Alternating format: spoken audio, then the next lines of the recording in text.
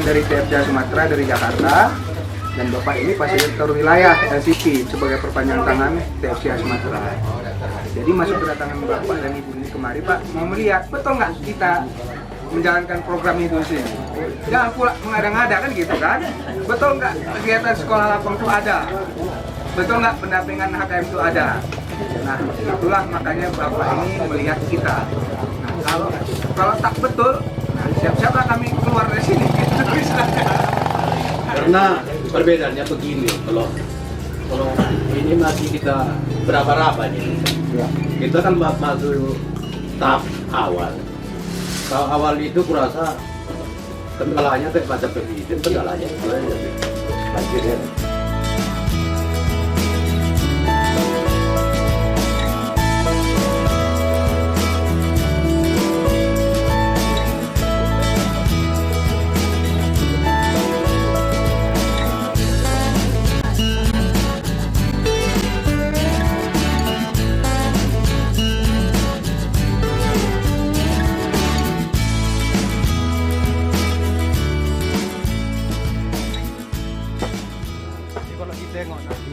Sebenarnya kebun bapak ini bagus, orang yang kok bagus, kan ditanya. Jadi dibikin promosi dulu, belum ada niat jual gitu. Ya, nggak banyak dahannya, nggak banyak rantingnya, cuma buahnya banyak kan gitu. Jadi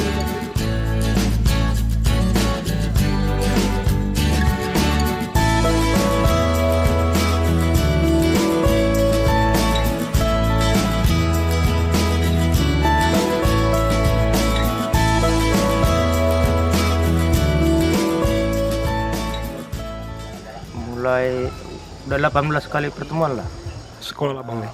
hampir 4 bulan, Baru ini pertama 6 bulan, 6 bulan. Baru ini pertama ikut sekolah lapang. baru pertama kali. Sudah terasa manfaatnya sekolah lapang ini, Bang? Terasa banget. Apa itu kira-kira manfaatnya? Selama ini keluhan kami kan masalah kurang modal. Jadi kali hitung-hitung kalau pakai organik ini kan modalnya lebih murah.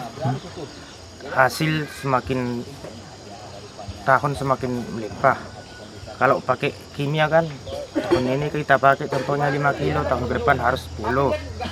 Ini kalau kami lihat ya kan, karena bukan sama kopi aja kami buat, aku udah buat sama padi, sama cabai. Memang ada perbandingannya sama kimia. Ada perbandingan. Dan lebih baik pakai organik. Lebih baik pakai organik. Oke, kemudian Penyakit lebih kurang baik, enggak banyak lagi penyakit. nggak banyak lagi penyakit dari tanaman itu. Oke, kalau untuk kopinya sendiri gimana, Bang? Kopinya juga kalau kami lihat ya kan, kalau selama ini kami pakai kimia. Pakai kimia biasanya keluhannya kalau lebihan pupuk, bisa gugur daun apa. Ini kan nggak ada overdosis dia kalau tanaman. Dan ini benar-benar dilatih sejak awal berarti di sini, Bang? Mulai dari awal lah, dari semua, dari tahap bibit, sudah dibincangkan sampai pelindung semuanya Sudah dibahas. dibahas. Oke. Ada berapa anggota, Bang? Anggota 25 orang. 25 orang. Itu masyarakat desa Ornakan satu semua ya? Ya, masyarakat desa Ornakan satu semua. Nah, kalau Ornakan satu. Oke, baik. Kemudian nih, Bang, apa harapannya dengan program ini, Bang? Harapan kami ya mudah-mudahan lah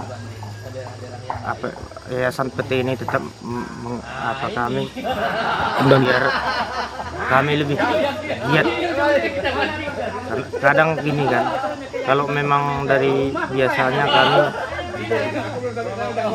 alasan yang memang kurang modal kok, sebenarnya karena nggak tahu, belum pernah tahu kan. Karena kalau kami di sini kan biar kebanyakannya kurang SDM. kurang SDM, Bang. Iya, karena Dan sekolah pun enggak kan. ini sudah dibantu oleh Yayasan Petai berarti ya, Bang? Iya, terbantu. Jadi harapan kami untuk kedepannya juga kami perlu bimbingan dari yayasan ini. Oh, terus berperan. Pemasarannya. Makanya tinggal bagaimana teman-teman misalnya membangun komunikasi dengan peternak kan gitu ya. Yakinkanlah misalnya teman-teman kita misalnya bahwa kami membutuhkan ini gitu ya. Kami sudah siap, kami sudah bisa buktikan bahwa ini loh yang diajarkan oleh petai sama kami ini, kami udah jadi, ini kopi kami. Tanggung jawab dong, ini kopi kami udah buah gitu. Misalnya kan kami mau kemana? Nah, kalau misalnya karena kalau misalnya pasar tadi, sepengetahuan saya misalnya, kalau jumlahnya, mohon maaf ya Pak, kalau jumlahnya misalnya 1 kilo, mau kita bawa ke pabrik, Malu jadinya. kita bawa ke, ini Pak, kami mau langsung, nggak ada ini tengkulak ini nggak ada, kami mau langsung ke pabrik. Oke, berapa? Sekilo. Kerjasama antara TFCA dengan konsorsium petai. Ini fokusnya ke pendampingan masyarakat dalam rangka outputnya nanti menambah pemberdayaan dengan melakukan kegiatan sekolah lapang kopi. Targetnya apa Bang? Targetnya nanti diharapannya nanti masyarakat bisa menghasilkan produksi kopi yang lebih berkualitas dari yang semula. Jadi dengan kita memberikan sekolah lapang, baik itu dalam hal pembuatan pupuk kompos, pupuk organik, dan juga metode pemangkasan yang baik dan benar, harapan kita nanti petani ini bisa memperbaiki kualitas kopinya ke depan. Itu target kita sebenarnya, outputnya. Oke, baik. Kemudian ada berapa Dok kelompok dampingan di sini Bang? Total? Kita ada 3 kelompok dampingan. Berapa desa Bang? Ada 3 desa. Yang pertama itu nanti di kelompok yang hari ini kita kunjungin, itu kelompok pemuda tani di desa Ornakan 1. Kemudian ada juga 1 kelompok nanti di desa Kuta Tinggi, nama kelompoknya Dosukur Mesada. Sama nanti di desa Sebongkaras, itu kelompok tani Juajerdi. Kalau perlu ditambahkan, yang di Sebongkaras itu benih bibit yang nanti kita coba produksi itu jenis Robusta. Kalau yang ini? Sedangkan yang di 2 desa, yang di Ornakan 1 dan Kuta Tinggi itu menggunakan Arabica. Sudah berapa lama proyek ini berjalan Bang? Ini kita proyek kalau mulai dari persiapan itu November ini 1 tahun. 1 tahun. Okay. Tapi kalau SL kita mulai dari Januari. Sudah berapa total bibit yang sudah diserahkan ke masyarakat dari sini? Ini kita masih dalam proses persemaian. Di target kita memang di akhir bulan ini akan kita lakukan penanaman. Artinya disitulah kita nanti akan membagikan bibit-bibit ini. Tapi memang sebelumnya kita lakukan dulu pemetaan lokasi penanaman, calon lokasi penanaman, supaya nanti bibit yang kita bagikan sesuai dengan kebutuhan kelompok masyarakat. Kalau berarti sudah ada 1,5 tahun lah totalnya sebenarnya, atau bagaimana Bang? Totalnya kalau sampai hari ini 1 tahun. 1 tahun ya, 1 tahun. Dan itu di 3 kecamatan ya Bang? 3 kecamatan. Di Kabupaten Pak Barat.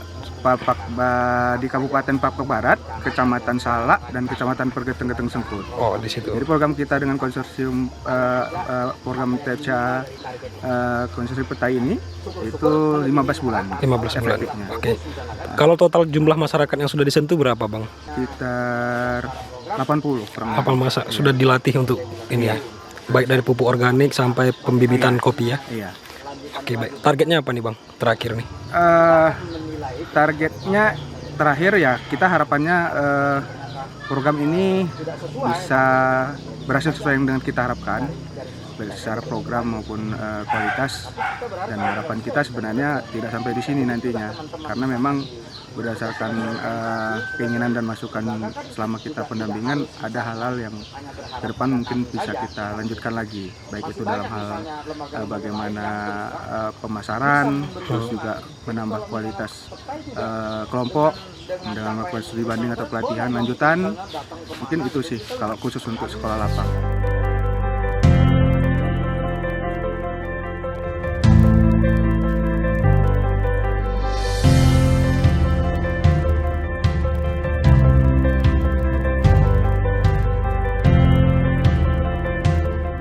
Kami nanam kopi di sini memang udah lama, tapi belum tahu apa kekurangannya, apa mau dibuat gimana.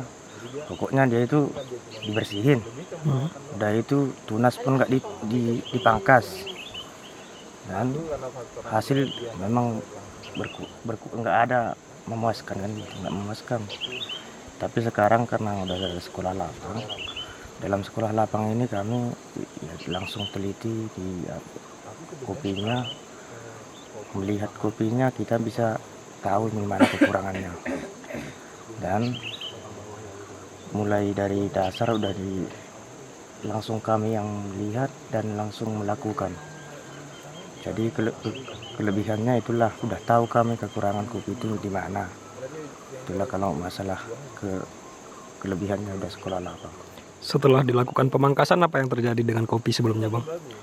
Ada perubahannya satu kan, karena udah dipangkas ya makanannya udah mencukupi, dan di apapun kira-kira kami lihat dari daun, karena sekarang belum menghasilkan buah kan. Kalau daunnya udah mulai bagus lah kira-kira. Kalau hasil, Bang, belum apa? Kalau hasil belum menghasilkan karena udah dipangkas hari itu kan, belum berbuah hasil bunganya sekarang.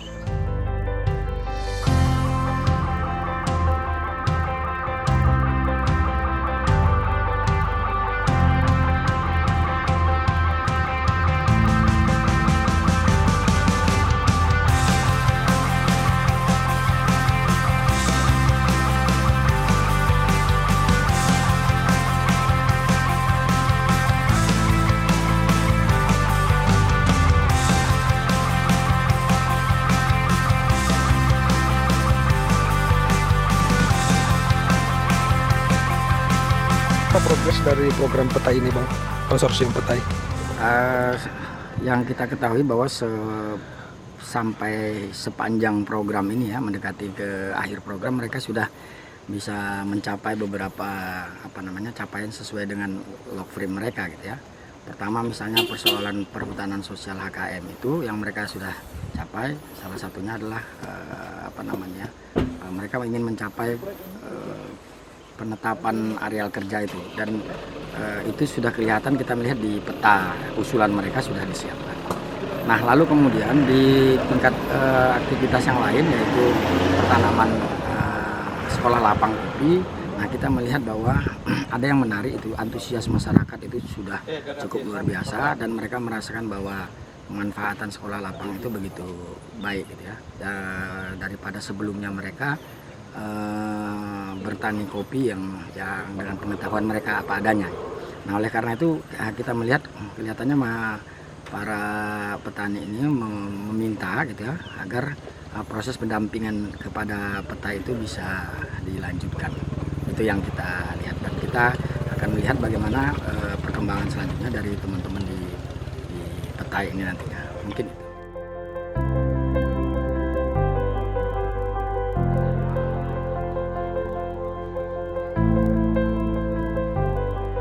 Dari tahun awal tadi mungkin dia lihat aku kan wajah serem gimana gitu.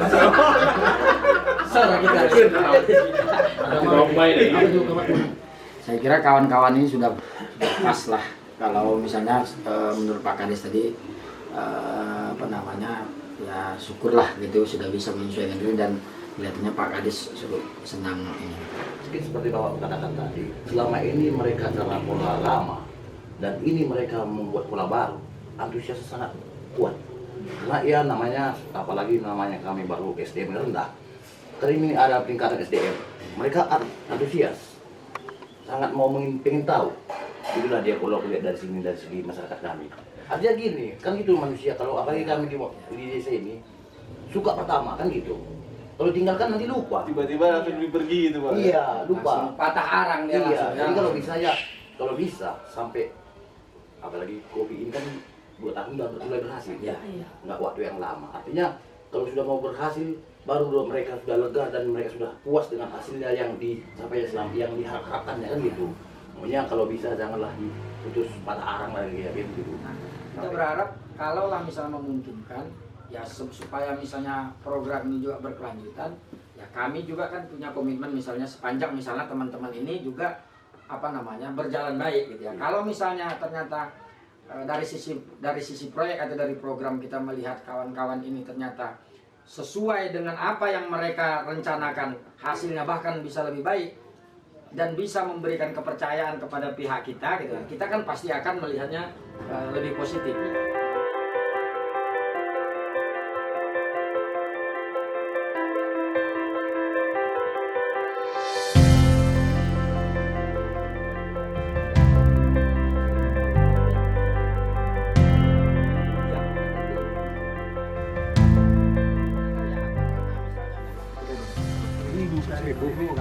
Nah maksud Bapak ini tadi dari 1000 jadi tinggal 750 gitu kan Bang? Ya, jadi misalnya dia ada pada saat tertentu misalnya tensinya. Itulah Itulah survei membuktikan lebih bagus ini.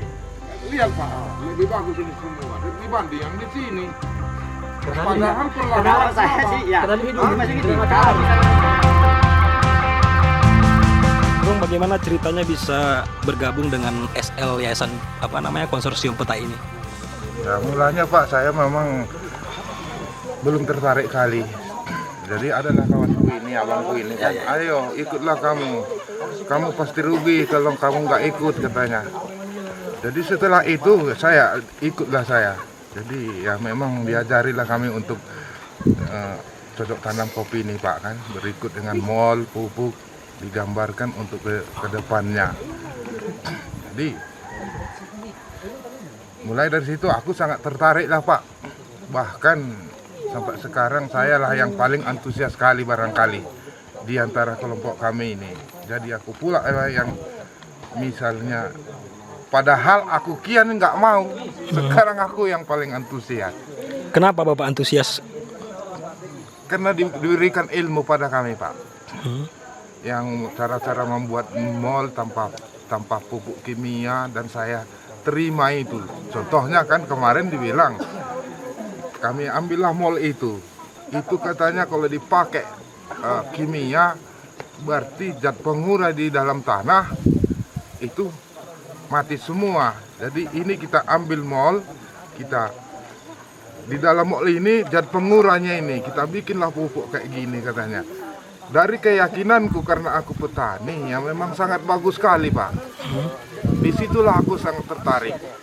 Bahkan saya pikir-pikir ya memang kalau memang begini aku yang bermodal banyak untuk tanaman apapun barangkali kalau pakai ini nggak ada lagi. Jadi udah aku cobakan itu, memang belum juga ke kopi ku bikin Pak. Ada ku bikin ke cabeku Pak. Ku bawanya juga Diki dulu yang pemandu kami. Inilah Ki, inilah cabeku. Mungkin ada di foto dia. Nggak ada kimia ini, ku cobakan Ki. Memang bagus juga Pak. Lebih bagus hasilnya Pak dengan bagus. Tanpa kimia ya? Yang sama kimia sama hasilnya. Bukan dibilang lebih bagus ini. Tapi cuman sama. Tapi modalnya lebih murah. Ringan. Oh, lebih ringan. Cuman tanaman itu sama dia, yang dari kimia dibandingkan ini. Sama bagusnya. Kemudian apa harapan Bapak ini dengan petai ini hari ini Pak? Itulah harapanku Pak, kalau boleh kami ini masih karena begitu besar antusiasnya aku kan dari tujuan petai ini. Nggak ada satupun sedikit pun kesalahan kurasa. Karena didalami kami dulu kalau kami pakai kimia nantinya kalaupun apa nggak bisa lagi busuk di dalam tanah katanya. Jadi saya dalami memang bagus untuk hari kedepannya pun sama anak-anak cucu kami pun mungkin tanah yang kami tinggalkan ini, tanah yang kami olah sekarang lebih bagus nantinya. Disitulah ketertarikanku Pak. Maunya kami jangan dulu putus hubungan dengan nyamuk tadi. Cara bilangnya nggak tahu aku. Berarti Mohon diperpanjang lah Pak dulu. Oh gitu baik Pak. Kemudian kalau Bapak tadi sudah pohon kopinya sudah dipangkas ya Pak ya? Oh, iya. Gimana Pak hasilnya sekarang Pak? Oh bisa lebih bagus lah. Dibuktikan pun bisa langsung nanti. Kalau tidak perlu kita buktikan. Jadi ini awalnya ceritanya gini. Dulu saya ke desa lain untuk belajar pupuk organik ini. Jadi saya beranggapan kok bisa ya sama-sama pupuk kimia. Padahal kok modalnya dikit gitu.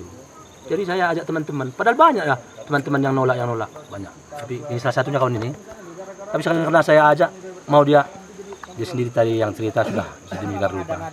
Jadi pengalaman saya begini dari pupuk kimia, pembandingan pupuk kimia sama organik ini. Kalau pupuk kimia memang harganya pun agak sulit. Kita masyarakat lemah payah belinya. Itu yang paling susah kita, apalagi kita masyarakat miskin. Jadi kalau pupuk organik ini itu ramuannya atau alat-alatnya kita ambil dari kita semua, dari penduduk sini, dari mulai dari dedaunan, dari apa, semua kita ambil. Dan permohonan saya kepada Petai agar nantinya untuk ke depan supaya program ini diperpanjang. Dan satu lagi, apalagi ini daerah Pak Barat, sini daerah Kopi, Gambir, Kemenyan. Mudah-mudahan bisa memfasilitasi atau memang memberikan wewenang lebih luas kepada petai supaya mendidik petani-petani atau mengajari petani-petani melalui program organik ini. Karena saya mempraktikkan, karena saya sudah hampir 1 tahun belajar ini di bidang abuang sama di Kuta Tinggi ini, jauh-jauh lebih bagus tanahnya. Kalau dulu lokasi saya ini ilalangnya pun segini, ilalangnya pun segini. Sekarang Gambir, tengok itu nanti Gambir semua hijau. Kenapa?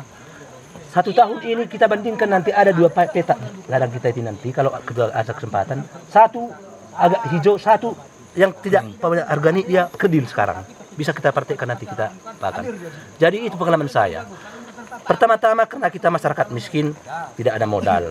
Yang kedua, itulah kepada Pemkab Pak Barat harus mudah-mudahan memfasilitasi lah maunya masyarakat miskin ini dan memberikan wewenang lebih luas lah kepada organisasi manapun atau yayasan manapun.